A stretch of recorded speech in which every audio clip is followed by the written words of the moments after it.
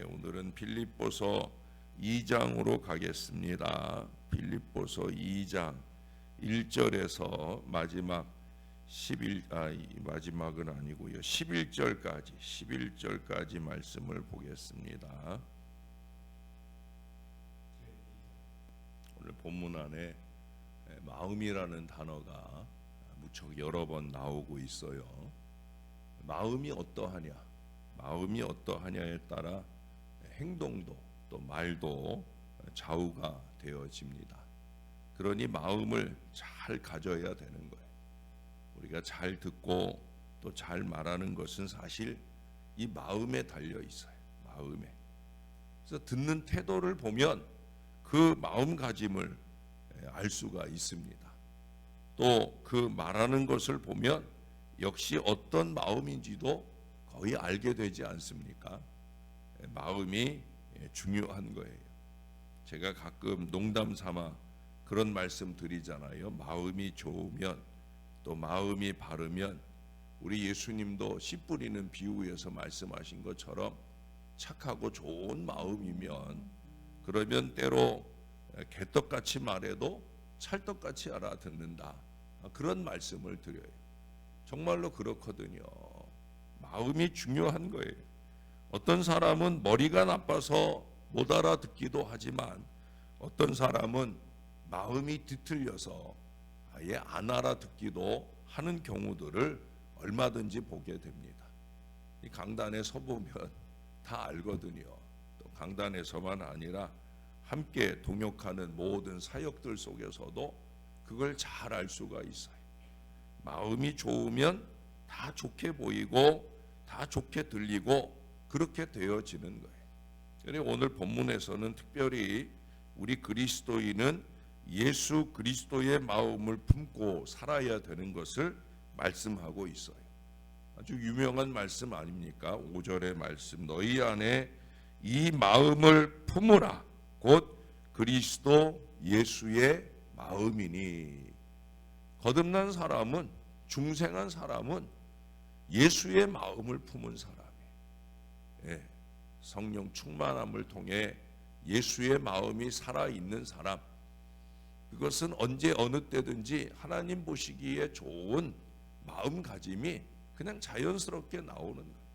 뭐 예배 속에서는 당연한 거고 삶의 모든 자리에서도 그 마음이 아름답게 표현되어지는 거예요. 오늘 사도 바울은 빌립보 교회에 대하여 이 예수의 마음을 품고 살라고 당부하면서 그 5절을 전후해서 앞뒤 말씀을 통해서 그리스도의 마음을 품고 사는 자의 생활 모습에 대해서 몇 가지 말씀을 하고 있습니다.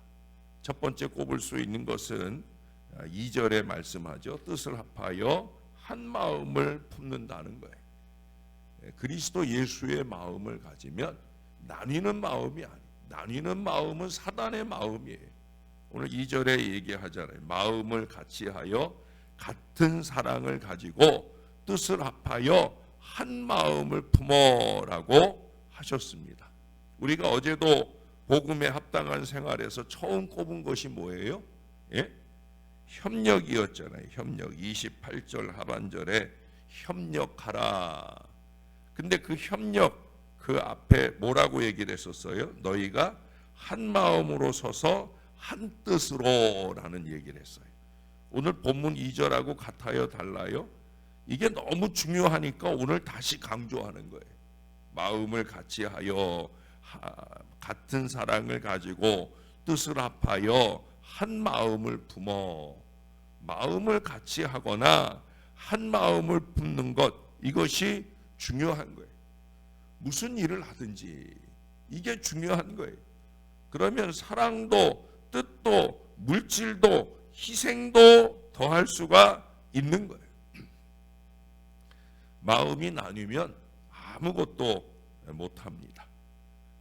한 마음으로 하는 거예요. 예수님께서는 양은 그 오른편에 염소는 왼편에 두리라고 마태복음 25장 33절에 말씀하셨는데 이 양과 염소를 나누는 기준이 어디 있습니까? 그건 하나님의 사람을 의미하는 양은 언제나 서로 협력하며 무리를 이루어서 목자의 피리 소리에 잘 순종하며 따라가는 거예요. 그러나 사단의 사람을 뜻하는 염소는 자기 멋대로예요. 뿔뿔이 흩어져 살고 서로 만나면 뿔을 맞대고 싸워요. 예, 정말 좋지도 않은 머리 가지고 그 머리로 서로 부딪히며 싸우는 어리석음. 그래서 염소 같은 사람은 헌신할수록 골치가 아파. 그냥 가만히 있어주면 좋겠는데 자꾸 헌신하겠다고 나서면서 문제를 만들어요. 여러분, 마음이 나뉜 상태로 헌신하면 문제가 되는 거예요. 마음을 같이하여 한 마음을 품고 헌신되어질 때, 겸손히 순종되어질 때, 그럴 때 그 협력이 공동체의 유익이 되어지고, 오늘 예수님께서 말씀하는 것처럼, 아니 바울이 말씀하는 것처럼 4절 하반절에 뭐라고 그래요? 나의 기쁨을 충만하게 하는, 기쁨을 충만하게 해줘야 되는데 오히려 기쁨을 갉아먹는 여러분 염소 같은 인생이 되면 안 되는 거예요. 주님께서 그리스도인을 양에 비유하신 것은 그리스도인들이 서로 도울 줄 알고 마음을 모을 줄 아는, 그래서 나누기보다는 모으는 사람이어야 되기 때문에 그런 거예요. 그래서 필요한 것이 두 번째로 남을 자기보다 낮게 여기는 겸손입니다. 겸손은 그리스도인의 최고 덕목인 동시에 우리 그리스도인들이 그리스도인 되게 하는 가장 강력한 힘입니다. 여기 오늘 3절에 말씀하죠. 아무 일에든지 다툼이나 허영으로 하지 말고 오직 겸손한 마음으로 각각 자기보다 남을 낮게 여기고, 겸손한 마음으로 그리스도인은 남을 이해하고 존중히 여기는 반면 자기 자신에 대해서는 겸손해야 되는 거예요. 마음을 같이 하는 것도, 한 마음을 품는 것도 내 마음을 낮추어야 가능하지 않겠습니까? 자기 것, 자기 생각, 자기 자랑, 자기 욕심에 매여 있으면 우리는 절대 협력도 동역도 그 이상의 격려나 나눔도 이게 다 어려운 거예요. 눈높이, 마음 높이를 좀 낮추어야 됩니다. 내 기쁨보다 하나님이나 영적 지도자의 기쁨, 또 함께 동역하는 사람들의 기쁨을 우선시하는 이 겸손한 마음이어야만 우리는 다 같이 행복해질 수 있다는 거예요. 제가 근본 몽골 선교 여정에서 우리 교우들을 통해 가장 많이 느끼고 누린 기쁨이 그런 것이어서, 그래서 더 행복했어요. 예수님은 근본 하나님의 본체시나 하나님과 동등됨을 취할 것으로 여기지 아니하시고 오히려 자기를 비워 종의 형체를 가지사 사람들과 같이 되셨다라고 6절 7절의 말씀이에요. 이게 보통 낮아짐을 얘기하는 게 아니잖아요. 그렇죠? 하늘 가장 높은 곳, 이사야서 말씀의 표현대로 하면 지존무상, 그 위에 아무도 없는 존재가 하나님이시잖아요. 예수님은 그 하나님과 삼위일체로 하나 되신 분이시잖아요. 그 가장 높은 곳에서 가장 낮은 이 땅에, 그것도 말구 위에 나심으로 겸손이 뭔지를 보여주셨거든요. 우리는 뭐 겸손한 채 하지만 사실 우리 예수님이 낮아지신 것에 비하면 우리의 겸손이라는 건 참 그 발끝만큼도 못 따라가는 겸손이죠. 왜? 우리는 끊임없이 꿈틀꿈틀 자기 자랑이 꿈틀거리고 자기 주장이 꿈틀거리고 옳지도 않고 바르지도 않은 것들이 자꾸 꿈틀거리거든요. 그러니 그리스도 예수의 그 마음을 품은 성도들의 겸손을 이루지 못할 때가 많아요. 여러분, 예수님 마음의 겸손, 오늘 6절 7절의 이 말씀을 우리가 잊지 말아야 됩니다. 한없이 낮아지는 거예요. 섬기고 또 섬기는 거예요. 그게 우리 예수님이 보여주신 겸손의 표징입니다. 그리고 그 겸손의 절정이 뭡니까? 세 번째로 꼽을 수 있는 것은 바로 십자가의 사명을 가지고 살아가는 것을 우리에게 말씀합니다. 8절의 말씀을 보세요. 사람의 모양으로 나타나사 자기를 낮추시고 죽기까지 복종하셨으니 곧 십자가에 죽으심이라. 6절 7절에서 자기를 비워 종의 형체를 가지고 낮아지심을 말씀했는데 여기 8절에서 다시 한번 자기를 낮추시고 한 결정적인 일을 말씀하죠. 그게 뭐예요?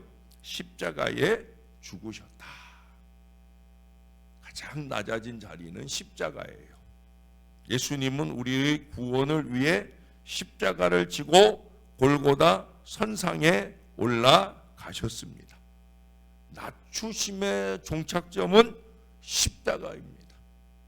십자가는 아버지 하나님의 뜻대로 가장 완벽한 겸손이요 복종입니다. 그러므로 예수님 자신만 골고다로 올라가신 것이 아니라 우리를 향해서도 똑같은 부탁을 하고 계셔요. 아무든지 나를 따라오려거든 자기를 부인하고 자기 십자가를 지고 나를 따를 것이니라. 복음서 곳곳에서 예수님은 이 말씀을 우리에게 들려주셔요. 주님은 우리를 향해서도 똑같은 부탁을 하고 계셔요. 나처럼 자기 십자가, 자기 사명, 그걸 잘 지고 따라와야 된다. 그 모든 것을 예수님 마음으로 예수님처럼 해야 된다는 거예요. 그럼 절대 인색해지지 않아요. 얼마든지 쏟아놓을 수 있어요. 여러분, 사람의 삶에는 중요한 세 가지가 있습니다. 첫째는 어떻게 사느냐 하는 거고요. 둘째는 누구와 함께 사느냐 하는 거고요. 세 번째는 무엇을 위해 사느냐 하는 거예요. 앞에 어떻게 살고 누구와 함께 사는 것 참 중요하지 않습니까? 우리의 행복을 좌우하기도 해요. 그러나 여러분, 이 두 가지는 짐승도 염두에 두고 있는 사항입니다. 짐승들도 어떻게 살고 누구와 함께 사는 것, 이것을 염두에 두고 산다는 거예요. 하나님의 형상을 입은 우리가 진정 고민해야 되는 건 과연 무엇을 위해 사느냐, 무엇을 위해 사느냐, 삶의 목적, 삶의 목적이 무엇이냐. 여러분들은 무엇을 위해 살고 계십니까? 무엇을 위해 이 새벽 아침에 피곤을 무릅쓰고 하나님 앞에 오셨습니까? 우리 주님은 그 무엇이 무엇이냐고 말씀하셨어요. 자기 십자가라고 가르쳐 주셨습니다. 우리는 피하고 싶어하는 이 십자가가 바로 우리의 사명이라고 말씀하셨어요. 그래서 우리가 어제도 29절에서 봤잖아요. 그리스도를 위하여 고난도 받아야 된다. 십자가이기 때문에 고난도 받는 거예요. 십자가가 아니면 고난 아니죠. 근데 십자가 아니까 내가 짊어야 할 예배의 십자가, 내가 짊어야 지어야 할 희생과 사랑의 십자가, 그것을 감당하자고 하면 힘들죠. 죄송해요. 물 한 번만 먹을게요.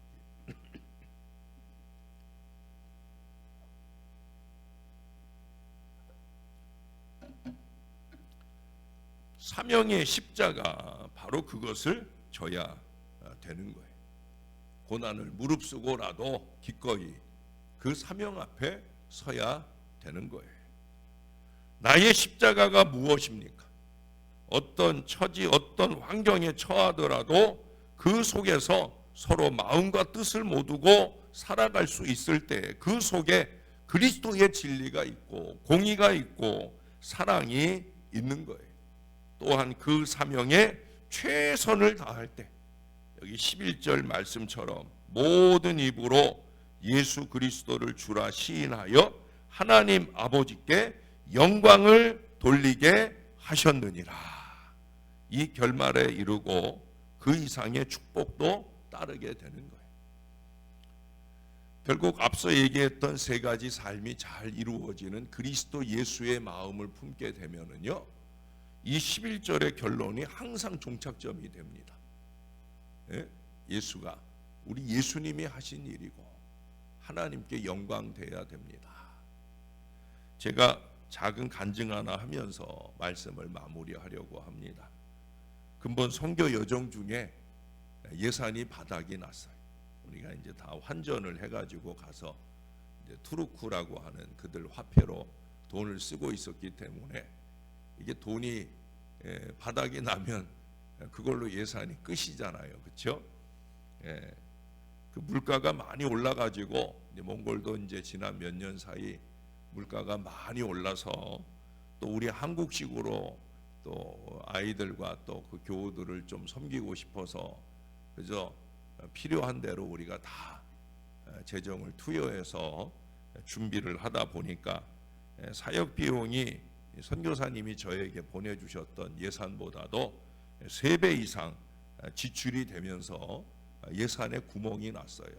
우리가 먹는 식사에 있어서는 첫날에 우리 교우들에게 제가 좀 잘 먹이고 싶어서 셋째 날이죠. 셋째 날 저녁을 좀 무리해서 먹었지만 또 감사하게도 목요일 날 점심이나 목요일 날 저녁은 오히려 예산이 많이 세이브가 되면서 우리가 쓰는 비용들에 대해서는 거의 똔똔입니다.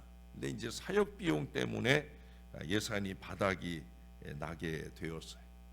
물론 더 쓰고 교회에 청구해도 될 만큼 또 몽골 선교를 위해 헌금도 많이 되었습니다. 그러나 이제 우리가 원래 가져갔던 예산은 다 바닥이 나서 그래서 뭐 더 쓰고 청구할 수도 있지만 요즘 교회 재정이 여유가 없어요. 아슬아슬합니다. 그래서 이제 그걸 모르는 제가 아니기 때문에 또 하나님이 그걸 잘 알게 하시니까 하나님이 저의 마음에 주신 감동은 뭐냐? 얼마가 더 들든지 네가 채워라 하는 감동이었어요. 그래서 이제 그때부터는 제가 제 카드로 결제를 하기 시작했어요. 뭐 교인들한테 또 그렇게 얘기했어요. 제가 쓸 거라고. 뭐 많이 더해진 건 아닙니다만은 그러나 식사도 하고 또 우리가 하루 연장이 돼 버렸잖아요. 물론 이제 가셨던 분들이 숙소를 준비하기 위해서 또 얼마간을 더 내셔서 숙소도 준비했지만 우리가 선교사님도 모시고 자고 하고 하느라고 사실 추가로 낸 금액은 거의 숙소 금액에 거의 충당이 되었습니다. 그러니까 뭐 그날 저녁을 먹는다든지 뭐 그 이후에 차를 마시고 하는 모든 비용들도 다 이제 제가 다 쓰게 되었습니다. 그건 뭐 제가 잘나서도 아니고 꼭 이 교회 담임 목사로서도 아니고 그저 순종하는 거예요. 하나님이 감동하시면 순종하는 거예요. 또 거기까지만 아니고요. 제가 돌아와서는 이번에 한 분이 못 갔잖아요. 사실은 못 가면 안 돌려주거든요. 못 돌려줘요. 왜냐하면 항공권도 취소를 하게 되면 환급되는 금액이 얼마 안 돼요. 어떤 경우에 지난번에 우리 아내 사무연합회에서 말레이시아 갔다 올 때는 한 분이 하루 전에 코로나가 걸려가지고 코로나가 걸린 건 아니고 이분도 그 가기 전에 코로나 예방 접종을 왜 갑자기 또 해가지고 그러니까 열이 나고 이러니까 못 가게 되면서 항공권을 하나도 환급을 못 받았어요. 이번에는 제가 좀 발빠르게 움직여서 환급도 조금 받았고 또 우리 비용 가운데 뭐 예약되고 쓰여진 비용들은 어쩔 수 없지만 그래도 어느 정도는 좀 돌려줘야 되겠다는 감동을 받아서 또 일부 환급도 절반 이상 해드렸어요.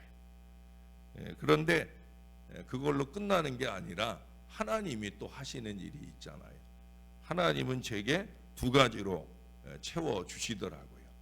하나는 뭐냐면 제가 주중에 제가 원래 이게 메일을 잘 안 열어보는데 주중에 메일이 하나 왔더라고요. 네이버 쪽으로 메일이 와서 열어봤더니 감사하게도 건강보험료가 환급이 된다. 이거 우리 아내가 알면 안 되는데 우리 아내 안 왔죠? 저는 안 보여요.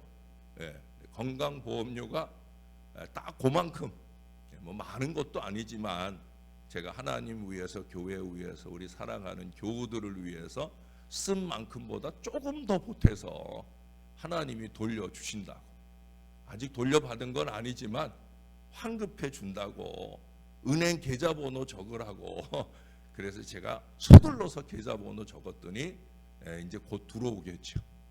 그래서 제 마음을 편안하게 해주신 하나님께 영광을 돌려요. 또 제가 주중에요, 지난 몇 달 동안 제 방에 프린터를 못 쓰고 있어요. 이게 고쳐서 쓰고 했는데 이제 뭐 또 고장이 나니까 이제 짜증이 나가지고 또 손에 잉크 묻혀가면서 이거 만지고 싶은 마음이 안 들어. 그래서 그냥 내버려 두고 프린터 할 게 있으면 우리 부교육자들을 좀 귀찮게 제가 이렇게 문서를 보내면 출력해다 갖다 주고 그랬어요. 근데 수요일쯤에 제가 이렇게 프린터 할 게 생겼는데 자꾸 해보고 싶더라고요. 그래서 출력하는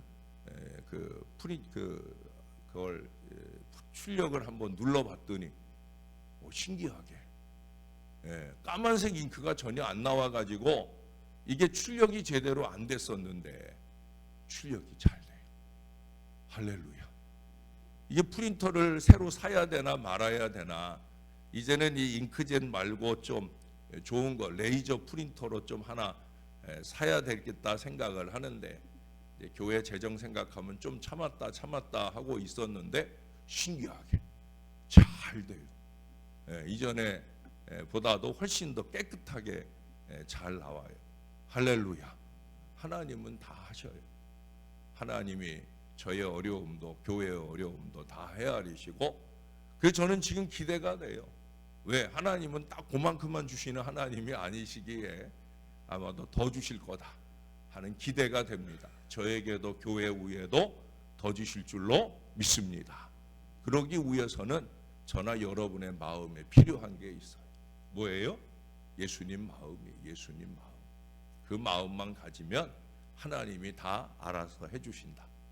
믿습니까?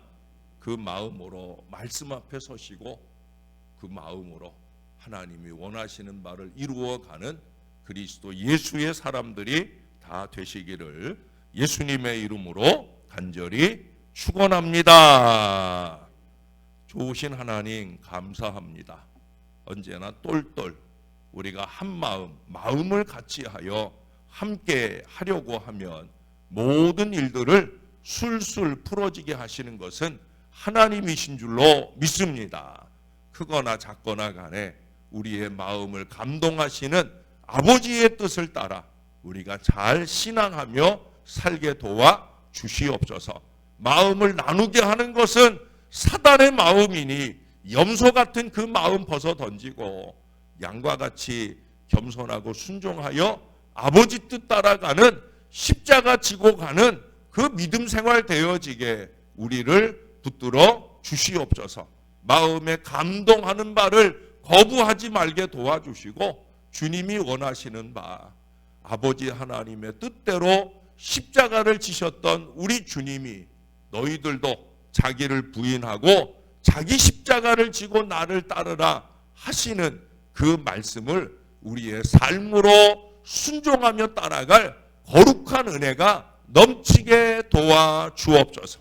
우리가 인색함으로 주의 일을 하지 말게 도와주시고 아버지 하나님을 기쁘시게 하기 위해 함께 동역하는 영적 지도자들이나 또 교우들을 기쁘게 하기 위하여 우리가 최선의 마음으로 십자가 지고 가는 고난의 순종을 이어갈 수 있게 도와 주옵소서. 근본에도 부족한 종의 섬김이 하나님 아버지께 영광이 되고 주님이 또한 종을 통해 크신 일들을 이루어 주시니 감사를 드립니다. 우리만 아니라 종만 아니라 여기 살아가는 주의 모든 자녀들도 같은 마음으로 하나님의 뜻을 이루려 하실 때 주님이 영광 받으시는 대로 하늘 복을 더하여 주시옵소서.